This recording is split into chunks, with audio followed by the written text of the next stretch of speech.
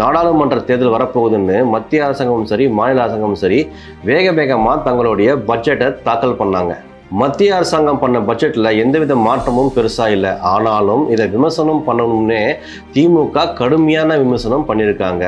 அது ஒரு வெட்டு பட்ஜெட், அதுல ஒண்ணுமே இல்லை, மக்களை ஏமாற்றுவதற்காக மத்திய அரசு இந்த பட்ஜெட் தாக்கல் பண்ணியிருக்காங்க அப்படின்னு கடுமையாக விமர்சனம் பண்ணாங்க. சரி, இவ்வளவு விமர்சனம் பண்றாங்களே, இவங்க பட்ஜெட் எப்படி இருக்க போகுதுன்னு ரொம்ப ஆவலா எதிர்பார்த்துட்டு இருந்த மக்களுக்கு எப்போதும் போல திமுக ஏமாற்றி தாங்க கொடுத்துருக்கு. திமுகவோட பட்ஜெட்ல தமிழ் வழி படித்த மாணவர்களுக்கு மாதந்தோறும் 1000 ரூபாய் கொடுக்க போறோம், பேருந்துகள் அதிகப்படுத்த போறோம், இப்படி பல அடுக்கடுக்கான விஷயங்களை சொன்னாங்க. தேர்தல் நேரத்தில் இவங்க சொன்ன வாக்குறுதிகளையே இன்னும் ஒழுங்கா நிறைவேற்றாம இருக்கிறப்போ இப்போ பட்ஜெட்ல சொல்லி இருக்கிறத மட்டும் எப்ப செஞ்சு முடிக்க போறாங்கன்னு தெரியல.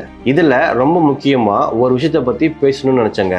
அது என்னன்னா, விவசாயத்துக்கு மட்டுமே 42,000 கோடிக்கு மேல நிதி ஒதுக்கி இருக்கிறதா அறிவிச்சிருக்காங்க இதே திமுக அரசு. கடந்த வருடம் கிட்டத்தட்ட 38 கோடிக்கு மேல விவசாயத்துக்காக நிதி ஒதுக்குனாங்க அப்படின்னா, நீங்க 42 கோடிக்கு மேல விவசாயத்திற்கு நிதி ஒதுக்கி இருக்கிறது நல்ல விஷயம் தாங்க. அப்படின்னு பார்த்தாலும் ஏற்கனவே ஒதுக்கி இந்த 38 கோடிக்கு என்ன பண்ணினீங்க அப்படிங்கிற கேள்வியும் இது கூட சேர்ந்தே வருது. சென்னையில் வெள்ளம், அதே மாதிரி தூத்துக்குடி திருநெல்வேலி பக்கமும் வெள்ளம், மாநில நிதி நிலைமை ரொம்ப மோசமா இருக்கு அப்படின்னு சொல்லிட்டு பட்ஜெட் அறிவிச்ச நீங்க இதுக்கு முன்னாடி நீங்க அறிவிச்ச பட்ஜெட்ல என்ன செஞ்சிருக்கீங்க அப்படிங்கிறத ஒரு வெள்ள அறிக்கையாகவும் தாக்கல் செஞ்சிருந்தா நல்லா இருந்திருக்கும் அப்படிங்கிறது மக்களுடைய எதிர்பார்ப்பா இருந்துச்சு.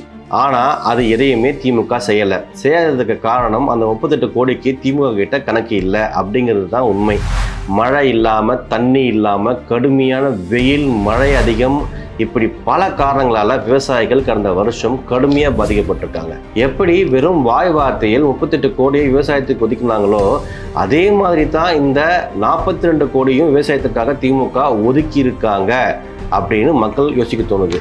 மத்திய அரசு தன்னோட பட்ஜெட்ல புதுசா எந்த திட்டங்களையுமே அறிவிக்காதது இவங்களுக்கு பெரிய குறையா தெரிஞ்சா, இவங்க அறிவிச்ச எந்த திட்டத்தையும் ஒழுங்கா செய்யல அப்படிங்கிறது மக்களுக்கு பெரிய குறையா தாங்க இருக்கு.